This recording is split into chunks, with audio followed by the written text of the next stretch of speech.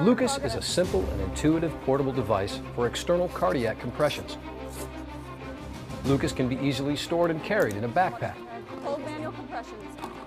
Back plate in place. After the back plate is placed under the patient, it takes less than 20 seconds to stop manual compressions, connect the upper part of Lucas, and start mechanical compressions. In almost all situations, Lucas can provide effective, consistent, uninterrupted cardiac compressions in accordance with international guidelines. With Lucas providing compressions, rescuers have hands-free for other life-saving care. It can be used by ALS and BLS responders out of hospital and by code teams, cath labs, and emergency departments in hospital. Use it to treat patients following the same protocols as for manual CPR. Lucas allows for effective compressions during patient transport and safety for both the patient and personnel. Now let's step through the basics of how to use it. The basic steps for using Lucas are: arrive, confirm cardiac arrest, and start manual CPR. Unpack Lucas and power it on. Assemble Lucas on the patient. Adjust and operate Lucas. Defibrillate and ventilate. Transport the patient. Lucas is very simple. This is the control panel. Here's the on-off button. Push it down for 1 full second to power on or off. When the green LED next to the adjust button lights up, you can adjust the suction cup like this to the correct start position for each patient. Use the pause button to set the start position for the suction cup. Press the active button for continuous compressions.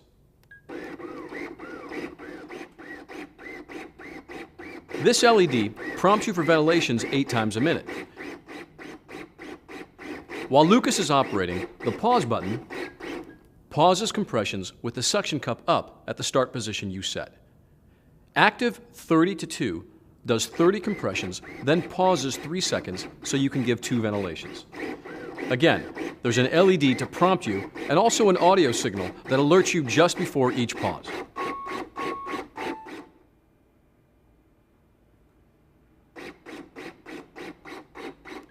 Useful. A couple of other things briefly before we move on.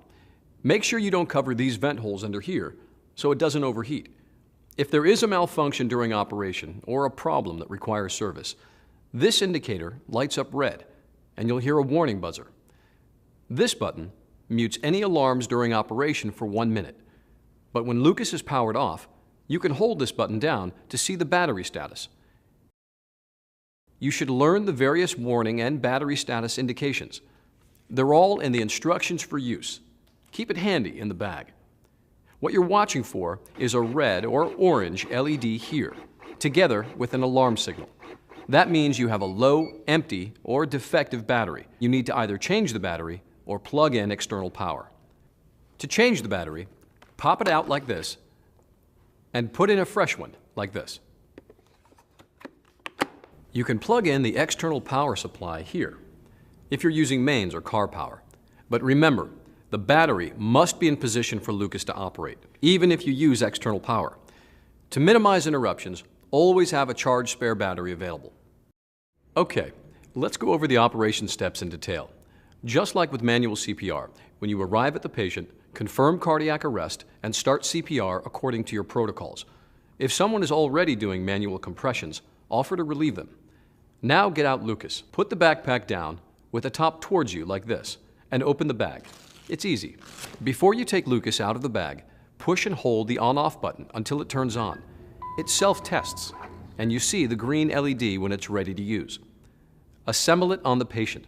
Get out the back plate. Stop compressions briefly and slide it under the patient's back. If there are only 2 of you, one should support the head while both of you lift the upper body. Lay the back plate below the armpits like this. Clear the patient's arms away from the back plate at these latch points. Keep doing manual chest compressions as much as possible. We're trying to keep up the coronary perfusion pressure and clean off any gel or anything slippery from the patient's chest to help Lucas stay in position. Lift the upper part of Lucas out of the bag by the leg handles, and it springs open. Pull up on the release rings until the claw locks open.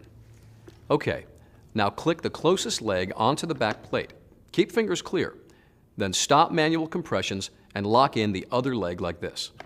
Good. Pull up on both legs to make sure they are locked into the plate. That's very important. It's also important to make sure you position the suction cup correctly for effective compressions and to avoid serious patient injury or compromising the patient's circulation. Center it on the sternum with the lower edge of the cup just above the end of the sternum. That looks pretty close. Okay, you should be in the adjust mode. You can tell by the LED here. Use 2 fingers to lower the suction cup like this.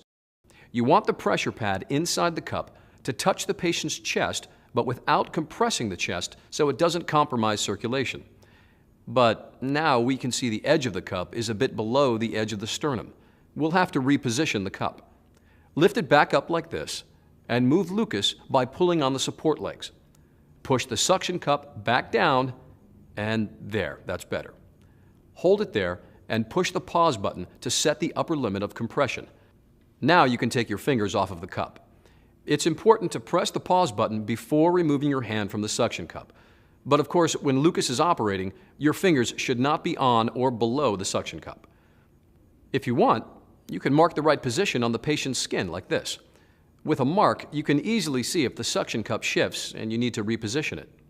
What you're doing with the pressure pad is setting the upper limit of the compression.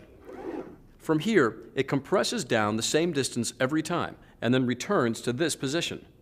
But if Lucas alarms with 3 fast signals when you try to enter the pause or active mode, then the patient is too small for Lucas and it will not be able to perform a full compression.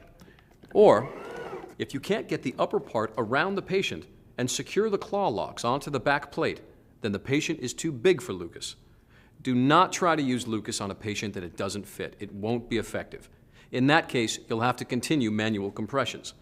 In most cases, like this, it's fine. So let's do some compressions. Push the active button, and there it goes. You can see we switched over to a mannequin so we can show you full compressions. If you need to reposition Lucas, make all the adjustments as quickly as you can. Pause Lucas and go to adjust mode. Adjust the position. Reset the pressure pad. Hold it there while you press pause to set that position. Push the active button to resume compressions.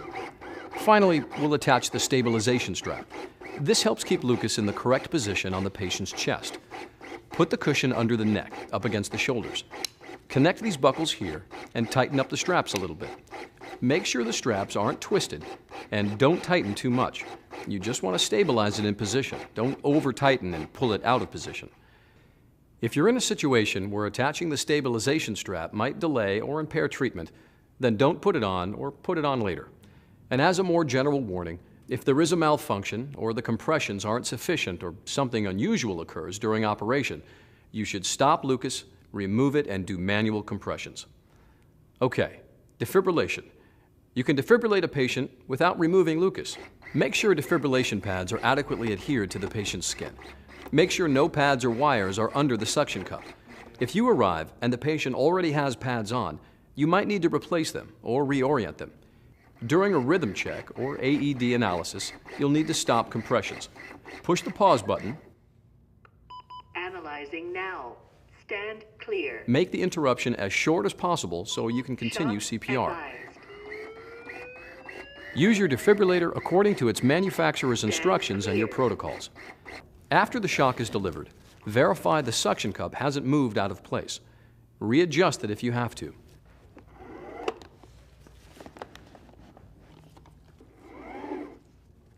Push the active button to resume compressions. If you are ventilating with a bag mask, use the active 30 to 2 button. After 30 compressions, Lucas pauses for 3 seconds to let you deliver 2 breaths. Then it resumes compressions for 30 more. Once you have an advanced airway, like an endotracheal tube in place, you can switch to active continuous mode and deliver ventilations without pausing the compressions. When you transport the patient, you can secure their arms with these straps. This gets their arms out of the way while you work. Push pause to pause compressions while you're lifting the patient. At least 3 people should lift the patient and Lucas. Remember to support the patient's head even with the stabilization strap in place. Do not use the arm straps to lift the patient or the device. During compressions, make sure Lucas stays in the correct position and angle on the patient's chest. If this is not possible, push pause to pause compressions. All right, continue up. As soon as the patient is horizontal again, check the position of the suction cup, adjust it if you need to, and push active. Position's good. Check placement. Turn it back on. Lucas on. During ambulance transport, the patient and rescuer should be secured. Just like with manual CPR, it's common for the patient to have bruising and soreness of the chest with the use of Lucas. Here are 2 other important procedures you need to know. If you need to change batteries while you're using Lucas, push pause. Swap in a charged battery, like this, and push active once you see the green LED here. Lucas can remember its settings for up to 60 seconds during a battery change, but if it takes longer than that, you'll have to readjust the suction cup on the patient's chest before you resume compressions. The same thing is true if you switch over to external power. And remember, you always have to have a battery in Lucas, even if it is plugged in. It won't run without a battery in it. Here's how you remove Lucas. Detach the stabilization strap. Push the on-off button for a full second to turn it off. Disconnect the upper part from the back plate with the release rings. Remove the back plate if the patient's condition allows. Clean Lucas as necessary before putting it back in the bag. Do not immerse Lucas in liquid because it can be damaged if liquid enters the hood. To change the suction cup, peel it off like this and throw it away as contaminated medical waste. Put the new one on like this. Make sure it's fully seated. Replace the battery with a fully charged one.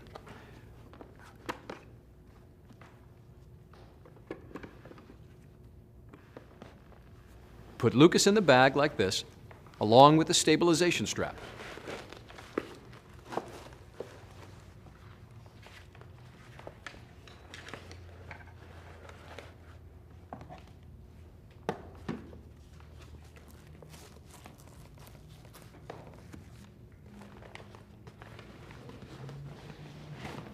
And that's basically it.